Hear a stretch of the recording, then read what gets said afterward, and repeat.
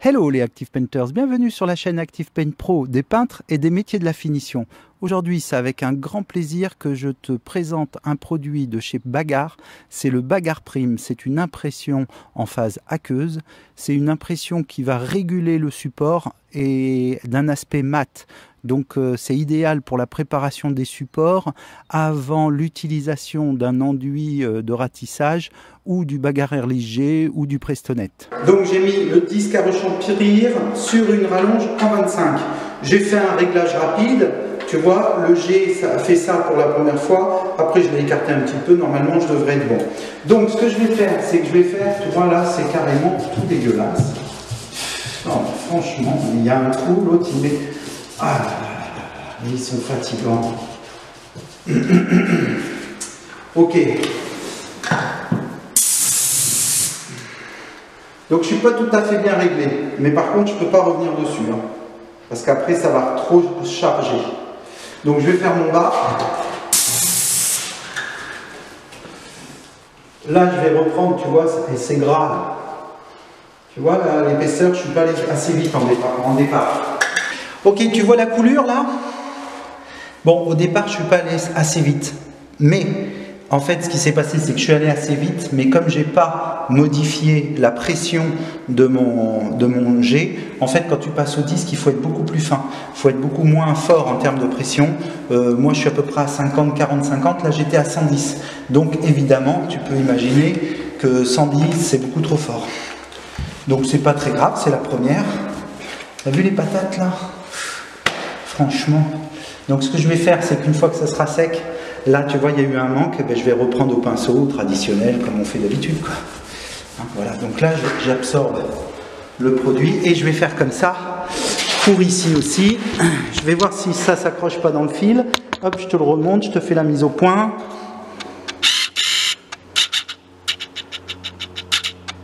Voilà, ce qui est bien avec le disque à rechampir, c'est que sur une rallonge à 25, tu es plus précis. Je dis ça et puis je vais le rater. Tu vois, tu mets une main sur ton disque à rechampir et une sur ton pistolet. Et en fait, le mieux c'est de partir de haut en bas. Puis le mieux c'est d'enlever la sécurité. Voilà, tu passes un petit coup, c'est bon. Et c'est parti. Donc là je suis encore avec la grosse pression en haut, puisque quand tu es à 110, il faut attendre un petit peu avant que ça redescende quand même. Hein.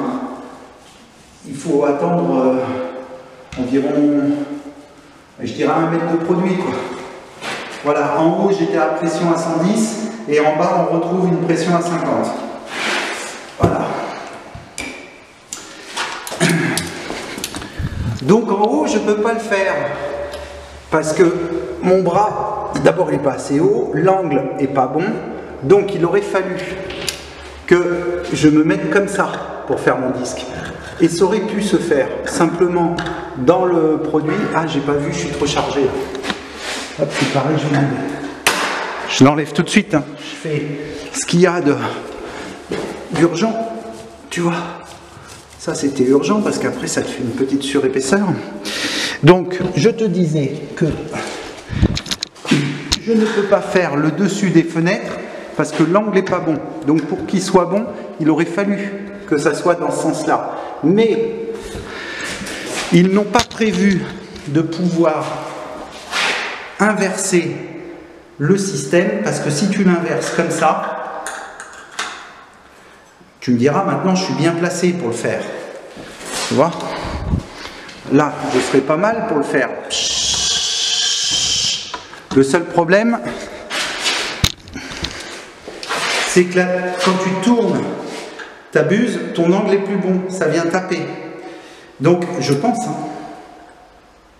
Attends, c'est encore, tu vois, c'est comme ça. Ouais, donc ce qu'il faudrait, c'est une buse plus large. Peut-être que ça marcherait. On pourra le faire, donc je prendrai une 500 et une 600. Mais autrement, l'idéal aurait été que Wagner fabrique cette pièce-là à l'inverse et faire un trou de ce côté-là pour pouvoir le mettre ou dans un sens avec ce plateau-là ou dans l'autre sens avec un autre plateau. Il aurait fallu fabriquer 2 plateaux. Bon, c'est un peu dommage. Voilà, donc je vais faire repasser le produit comme ça. C'est pas grave, hein. Voilà, donc en fait, je vais faire tous mes côtés comme ça, et après je vais faire mon haut autrement. Je vais te faire voir le haut.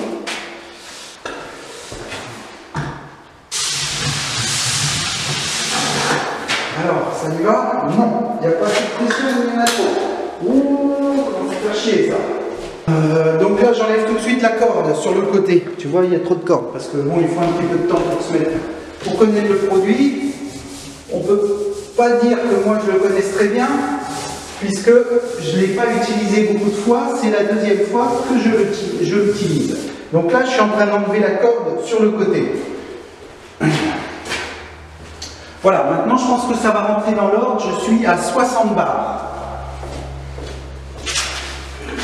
C'est parti.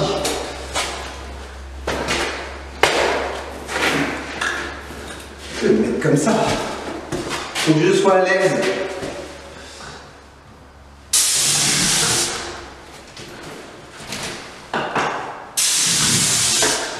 Hop.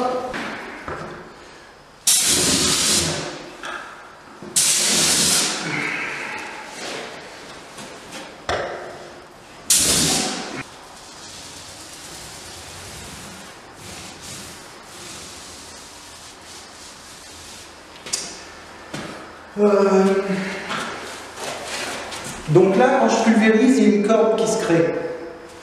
Tu vois? Donc je l'enlève avec mon rouleau. Le produit mériterait d'être plus dilué. Hein. Ceci étant, je vais passer à chaque fois un petit coup de rouleau pour enlever la corde. Je te rappelle que je suis en formation avec ce produit. C'est un nouveau produit que je ne maîtrise pas encore. Je n'ai pas fait 200 mètres de rechampis avec. Hein, donc quand on verra quand je serai à plusieurs kilomètres ce que ça donnera.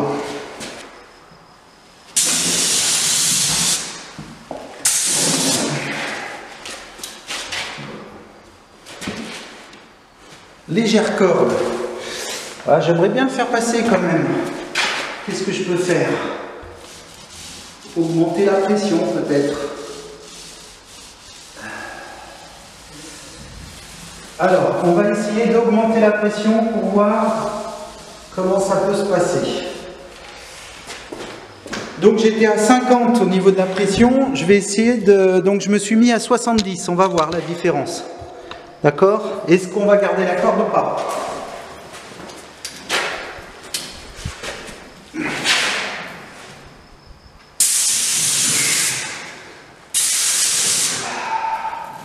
Il y a toujours de la corde.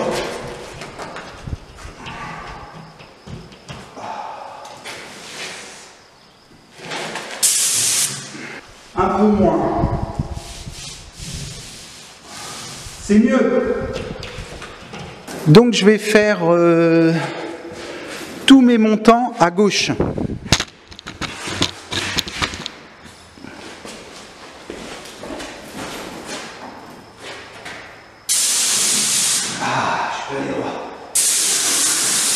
C'est pas évident quand même. Hein.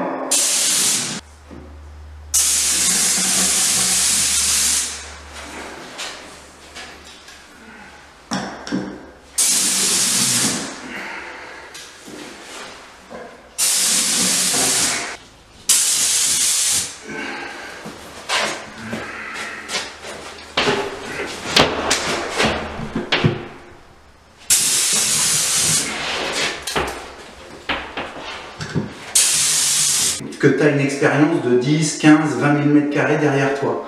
Hein, donc bon, moi j'ai un petit peu d'expérience, mais c'est pas pour autant que je sais tout. Tu vois, ce disque-là, je l'ai acheté, je le découvre, je fais la formation avec toi, voir ce qui va pas, comment on fait pour faire les réglages, et c'est pas comme dans certaines vidéos où tu arrives et tout est nickel, le mec il fait super bien son boulot, le produit marche super bien. Non, le produit marche pas bien. Il faut que tu apprennes à l'utiliser. Et ça, il n'y a que l'expérience dans ta dilution, dans ta muse et dans ta main. Et ça, tu le vois aujourd'hui, même avec un mec qui s'est un peu pulvérisé, eh bien, c'est pas si simple. Il faut du temps. Et comment on fait pour apprendre? Ben, c'est la pugnacité, c'est savoir récupérer ses erreurs. Hein.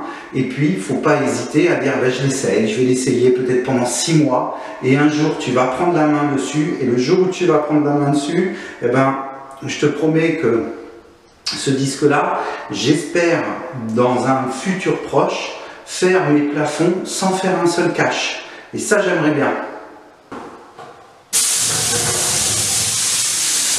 Peut-être qu'en changeant la buse, on va voir. 400, est-ce que j'aurais pas une 413? Ça serait pas mal une 413.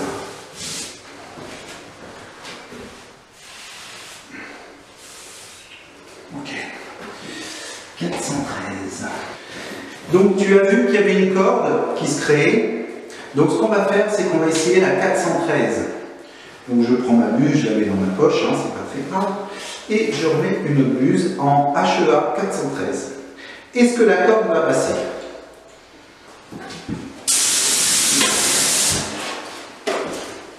J'ai moins de corde avec la 413 avec le même débit.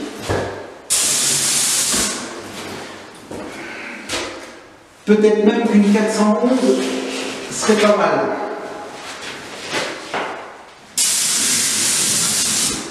« 411, je te fais le point. 413. Voilà la 413. Donc on est à 60 bars en 413, tu vois, ça fait un peu mieux. Les départs, hop, que je te fasse voir, tu vois, c'est légèrement gras. Donc tu récupères un peu ton gras. Et la corde qui se crée, eh ben t'as pas honte. Hein. Moi je le cache pas. C'est un nouveau produit, c'est quelque chose que je n'ai pas encore testé à 100%. Eh bien, je n'ai pas honte. Et il ne faut pas que tu aies honte dans tes pulvérisations. Ça arrive de louper, de faire des coulures, des choses comme ça. Donc, tu sors un rouleau, tu sors un pinceau et tu rattrapes. La difficulté, c'est de le voir, c'est pas de le faire. Voilà, ben là je reprends. Celle-ci n'était pas si mal que ça. Voilà. Et j'enlève ma corde. Ben, ça va venir hein, avec le temps.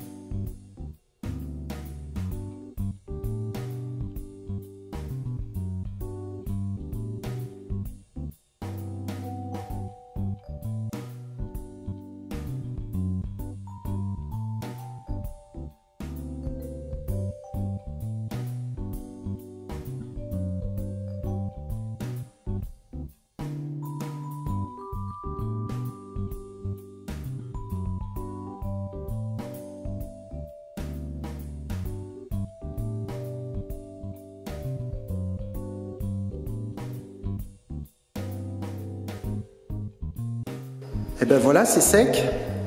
En partie, on va dire. Donc là, rappelle-toi, c'était les 4 plaques avec le Bagar Himalaya. Et là, à partir d'ici, là où il y a mon doigt, cette plaque-là, là, c'est le Bagar Prime. Donc on ne voit pas de différence en termes de blancheur.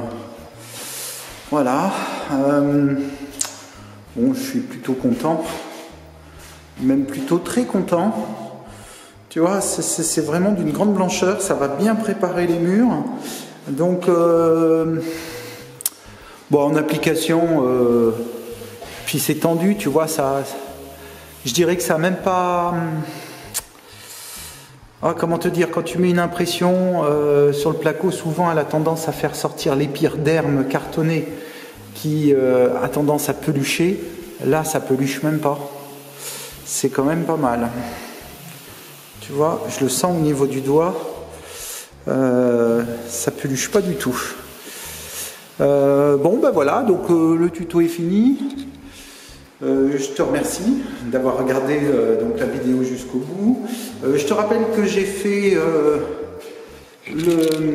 cette vidéo sans avoir cacheté les fenêtres. Hein. Donc ça c'est plutôt pas mal. Donc ça m'a fait économiser environ là sur l'ensemble des environ au moins 30 €. Donc le disque à rechampir finalement, si j'arrive à l'utiliser, ça va être vite amorti, hein, puisque le disque à rechampir, je crois que ça coûte à peu près 120 € hors taxe, à voir avec ton revendeur. Hein. Si ça se trouve moins. Donc tu vois, hein, regarde, c'est quand même propre, j'ai plus qu'à faire mon joint acrylique.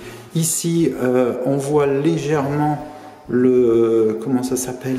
La corde, mais par contre au doigt on la sent pas, donc là je suis sûr que ça passe.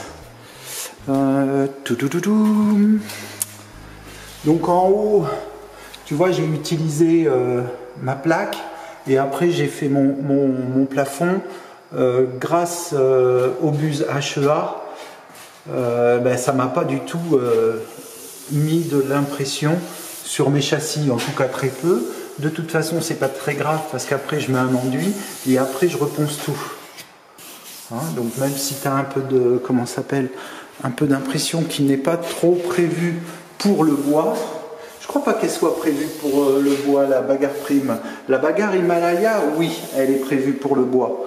Donc elle, tu peux faire tes plaques à épiderme cartonné qui sont marron, un peu roux.